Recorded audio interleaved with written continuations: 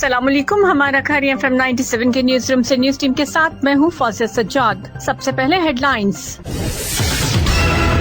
بجلی 1 سال کے لیے ₹1.72 فی یونٹ مہنگی۔ وزیر اعظم کہتے ہیں مہنگائی میں غریب کو تکلیف سے بچانے کی پوری کوشش کر رہے ہیں۔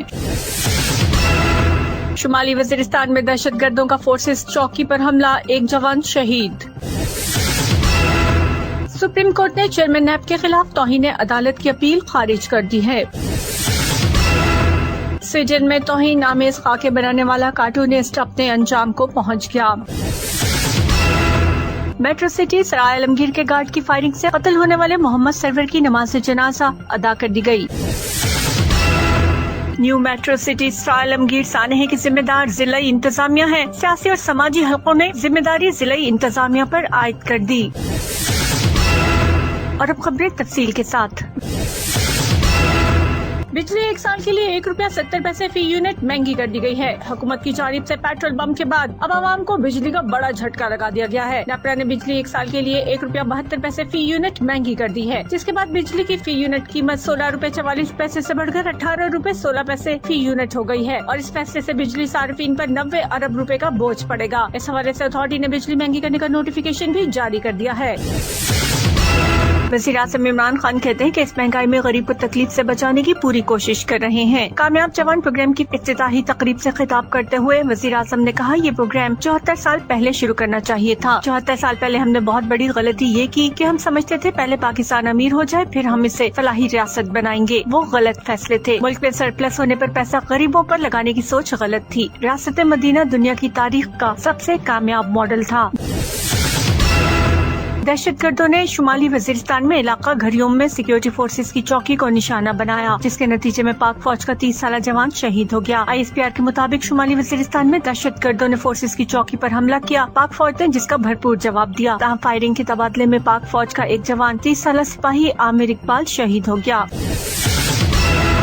سپریم کورٹ نے chairman NAB justice retired Javed Iqbal کے خلاف توہین عدالت کی اپیل ناقابل سماعت قرار دے کر خارج کر دی ہے۔ سپریم کورٹ میں وفاقی وزیر صنعت و پیداوار خسرو بختیار کے خلاف تحقیقات مکمل نہ کرنے پر چیئرمین نیب کے خلاف توہین عدالت کیس کی سماعت ہوئی۔ کیس کی سماعت جسٹس عمر عطا بندیال کی سربراہی میں 3 رکنی بینچ نے کی۔ اور اب 97 انٹرنیشنل۔ سویڈن میں توہین آمیز خاکے بنانے والا کارٹونسٹ کار حادثے میں ہلاک ہو گیا۔ سویڈن کی حکومت نے توہین آمیز خاکے بنانے والے لارس نامی شخص کو کئی سالوں سے پولیس کی سیکیورٹی دے رکھی تھی۔ لارس ولکس اتوار کے دن اپنی پولیس سیکیورٹی میں جا رہا تھا کہ قصبے کے قریب اس کی گاڑی ایک ٹرک سے ٹکرا گئی۔ گاڑی اور ٹرک کے درمیان تصادم کے نتیجے میں مسلمانوں کا دل دکھانے والا لارس اور اس کی حفاظت پر مامور 2 پولیس اہلکار موقع پر ہی ہلاک ہو گئے۔ اور اب کچھ مقامی خبریں۔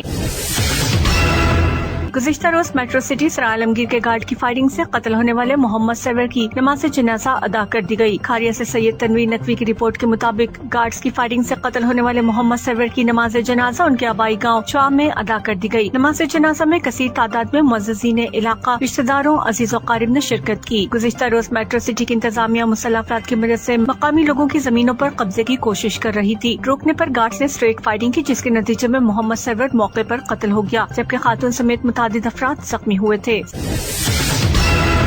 سیاسی اور سماجی حلقوں کا کہنا ہے کہ نیو میٹرو سٹی سرائے عالمگیر سانحے کی ذمہ دار ضلع انتظامیہ ہے۔ گزشتہ روز سرائے عالمگیر میں نجی housing society new metro city کا قریبی گاؤں چوا کریالہ کے رہائشیوں کے ساتھ زمین کے تنازع پر تصادم ہوا، جس پر فائرنگ کی گئی۔ ہاؤسنگ سوسائٹی کے گارڈز کی مبینہ فائرنگ سے 2 افراد جاں بحق جبکہ متعدد زخمی ہو گئے، جس پر علاقہ مکینوں نے مشتعل ہو کر نیو میٹرو سٹی کے مین آفس کو آگ لگا دی اور توڑ پھوڑ کی۔ اس موقع پر ضلع گجرات کے سیاسی رہنما بھی موقع پر پہنچے، لواحقین سے اظہار ہمدردی کی۔ انہوں نے سانحہ سرائے عالمگیر کا ذمہ دار ضلعی انتظامیہ کو قرار دیا۔ عوامی حلقوں کا بھی یہی کہنا ہے کہ یہ گجرات انتظامیہ کی معنی خیز خاموشی کا نتیجہ ہے۔ قبضہ گروپس کی جانب سے نہت دیہاتیوں پر تشدد اور فائرنگ کی درخواستوں پر گجرات پولیس کی جانب سے کارروائیاں نہ کرنا افسوسناک ہے۔ عوام کا خون چوسنے والوں کو کھلی آزادی دے دی گئی ہے۔ یہ تھی اب تک کی کچھ خاص خبریں۔ مزید خبروں اور ان کی تفصیلات کے لیے سنتے رہیے ہمارا کھاریا FM 97 اور وزٹ کیجیے نیوز 97 فیس بک آفیشیل اور YouTube پر نیوز 97 آفیشیل۔